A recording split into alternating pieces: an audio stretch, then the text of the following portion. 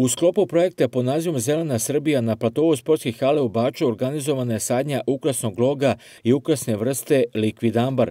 Reč je o 9. sadnji koja se organizuje u ukupno 10 gradova i opština na teritoriji Republike Srbije sa ciljem podizanja svesti kod samih građana o značaju pošumljavanja Srbije.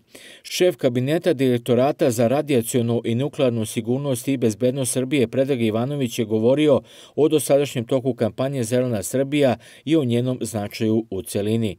Kao društvena odgovorna institucija, Direktorat ovim projektom Zelena Srbija i aktivnostima koje prate ovu simboličnu sadnju sadnica želi da podigne svest građana i našeg društva u celini o tome koliko je značajno pošumljavanje Srbije, obnavljanje njenog ekofonda, ali i da doprinesemo očuvanju planete za buduće generacije, ne samo u nacionalnim, već i u regionalnim i međunarodnim okvirima takođe. Ovom prilikom želim da naglasim kao značajno pitanje unapređenja stanja zelenih površina i nedovoljne pošumljenosti zemljišta, posebno centralnih zona, gradova i opština.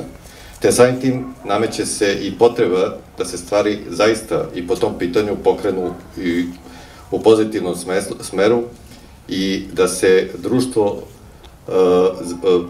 odnosi prema zaštiti životne sredine mnogo drugačije i da češće se upravo i organizuju ovakve vrste aktivnosti širom Srbije.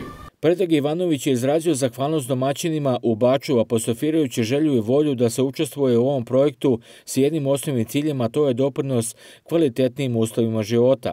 Opština Bač je prepoznatljiva po sadnji šuma i ukrasnih žbunova, tako da će najnovije posađene sadnice još više oplemeniti život u Baču. Ono što bih žela da istaknem da je opština Bač prepoznatljiva zapravo po velikim zasadima šuma, a takođe jako je važno istaći da je opština Bač deo jednog prirodnog rezervata Gornje Podunavlje koji se našao na UNESCO-voj listi zaštićene prirodne baštine. Stoga ozelenjavanje smo prepoznali kao jedan u nizu doprinosa koji dajemo našoj lokalnoj zajednici i našem mestu, našoj opštini.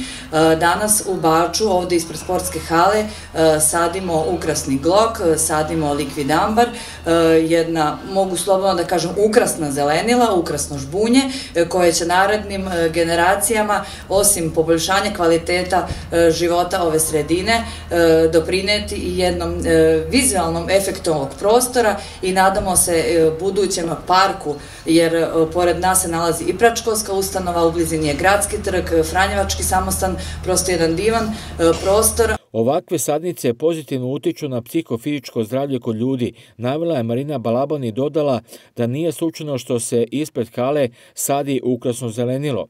Pre sadnje su obavljene konsultacije sa pejzažnim arhitektom jer je dobro poznato koliko drveće i zelenilo utiču na ljudski organizam. Na samom kraju, pre simboličnog spuštenja sadnica, Marina Balaban je u ime opštine Bač uručila prigodan poklon Predragu Ivanoviću uz izraženu zahvalnost za uspešno realizovanu akciju u Baču.